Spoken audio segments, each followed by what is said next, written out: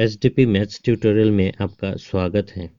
नमस्कार दोस्तों, मैं हूं सुदीप और आप देख रहे हैं हमारा YouTube channel SDP maths tutorial. বৃত্তৰ পৰিধি কি আৰু বৃত্তৰ কালি কি বুজা হ'ল চবৰ ন। এতিয়া আমি অনুশীলনত গৈ আছো। অনুশীলন 12.1 চোৱা। 1 নম্বৰ প্ৰশ্নটো চোৱা। দুটা বৃত্তৰ ব্যাসাৰ্ধ যথাক্ৰমে 19 cm আৰু 9 cm। তো কি দিয়া আছে ইয়াতে বৃত্তৰ r দিয়া আছে। r মানে কি আছিলে ব্যাসাৰ্ধ। তো ইয়াতে দুটা বৃত্ত আছে।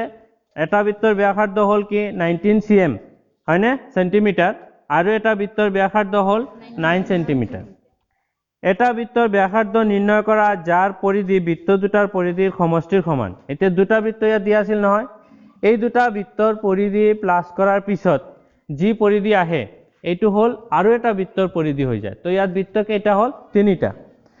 প্ৰথম বৃত্তটোৰ ব্যাসাৰ্ধ হ'ল কিমান 19 cm, দ্বিতীয় বৃত্তটোৰ ব্যাসাৰ্ধ কিমান 9 cm। এই দুটা বৃত্তৰ পৰিধি ওলাই আমি যদি প্লাস কৰো তেতিয়াহ'লে এইটো তৃতীয় বৃত্তৰ এটা পৰিধি আহি যায় আৰু সেই তৃতীয় বৃত্তটোৰ ব্যাসাৰ্ধ ওলাব দিছে। বুজি পাইছানে কি কৈছো? বৃত্ত ইয়াতে কেইটা তিনিটা। এটা হ'ল ব্যাসাৰ্ধ 19 cm আৰু এটা বৃত্তৰ ব্যাসাৰ্ধ হ'ল 9 cm। এই দুটা বৃত্তৰ যেতিয়া আমি পৰিধি ওলাই এই দুটা বৃত্তৰ পৰিধি আমি প্লাস কৰিম। সমষ্টি কৈছে নে নাই? তে সমষ্টি মানে কি ইয়াতে বৃত্ত দুটাৰ পৰিধি আমি প্লাস কৰিব লাগে। কৰিলে তৃতীয় বৃত্তটোৰ পৰিধি ওলায়। তেতিয়াহ'লে এই তৃতীয় বৃত্তটোৰ ব্যাসাৰ্ধ কিমান সেইটোহে ওলাব কৈছে। ইয়াতে আমি লিখিম কি ধৰা হ'ল প্ৰথম বৃত্তৰ ব্যাসাৰ্ধ r1। যেহেতু ইয়াত বৃত্ত কেইটা দুটা মানে তিনিটা। ইয়াতে বৃত্ত টোটাল সব মিলাই বৃত্ত কেইটা ইয়াতে তিনিটা। তো সবৰ কাৰণে যদি আমি ব্যাসাৰ্ধটো r বুলি ধৰিম কোনটো বৃত্তৰ কোনটো r কেনেকৈ গম পাম? বুজি পাম নে? গতিকে r মানে তো জানো ব্যাসাৰ্ধ। এতিয়া ইয়াতে তিনিটা ব্যাসাৰ্ধ ওলাব, গতিকে সবৰ বেলেগ বেলেগকৈ ধৰি আছো। ধৰিলো প্ৰথম বৃত্তটোৰ ব্যাসাৰ্ধ r1 কিমান দিয়া আছে 19 cm লিখিবা। তাৰ পিছত কি লিখিম দ্বিতীয় বৃত্তৰ ব্যাসাৰ্ধ এইটো লিখি দিলো r2 ইকুৱেল টু 9 cm লিখি দিলো। বুজি পাইছানে? আৰু তৃতীয় বৃত্তৰ ব্যাসাৰ্ধ কি লিখিম তৃতীয় বৃত্তৰ ব্যাসাৰ্ধ এইটোক আমি ক্যাপিটেল R বুলি লিখিলো। R3 লিখিলো হ'ব, কোনো কথা নাই, কাৰণ দুটা প্লাস কৰি এইটোৱে আহে কাৰণে আমি এইটো ক্যাপিটেল R বুলি লিখি দিলো।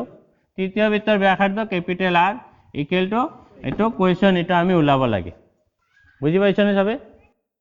প্ৰশ্ন মতে কি তৃতীয় বৃত্তৰ পৰিধি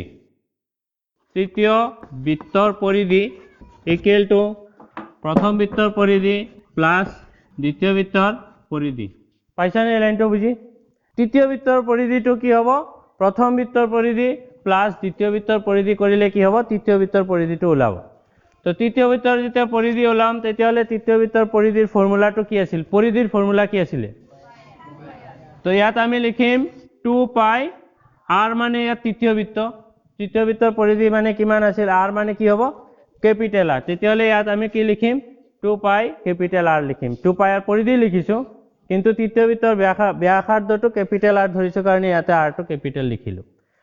প্লাস ইয়াতে প্ৰথম বৃত্তৰ পৰিধি লিখিলে আমি কি লিখিম 2 পাই r1। তেতিয়া এইটো হৈ গ'ল প্ৰথম বৃত্তৰ পৰিধি।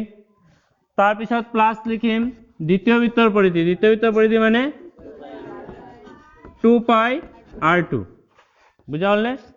ইয়াৰ পিছত ইয়াত লিখিম 2 পাই ক্যাপিটেল R ইকুৱেল টু ইয়াত দুটাতে 2 পাই আছে। 2 পাই আমি কি কৰিব পাৰিম কমন ল'ম। 2 পাই কমন লোৱাৰ পিছত কি থাকিব r1 প্লাস r2। তাৰ পিছত ইয়াতে আমি ক্যাপিটেল R টো ওলাব লাগে হয়নে? তো ইয়াতে আমি ক্যাপিটেল R টো ইয়াতে লিখি দিলো আৰু এইফালে লিখিম কি 2 পাই আৰু ব্ৰেকেটত r1 ৰ মান বহাম। r1 ৰ মান ওপৰত লিখিছিলো 19, গতিকে ইয়াত লিখিম 19 প্লাস r2 ৰ মান 9 বহাই দিম। আৰু এইফালে যে বাওফালে 2 পাইটো আছিলে 2 পাইটো এইফালে লৈ গ'লে কি হ'ব ডিভাইড মানে তলত লিখিব লাগিব। 2 পাই আমি তলত লিখি দিলো। তাৰ পিছত 2 পাই কেনসেল হৈ যাব আৰু r ইকুৱেল টু কি হ'ব 19 প্লাস 9 কিমান হয় 28 cm। তো 28 cm যে ওলাইছে এইটো কি তৃতীয় বৃত্তৰ ব্যাসাৰ্ধ তো তলত আমি লিখি দিব লাগিব এতেকে তৃতীয় বৃত্তৰ ব্যাসাৰ্ধ r = 28 cm গম পাইছানে आई होप आप लोगों को ये वीडियो अच्छा लगा थैंक्स फॉर वॉचिंग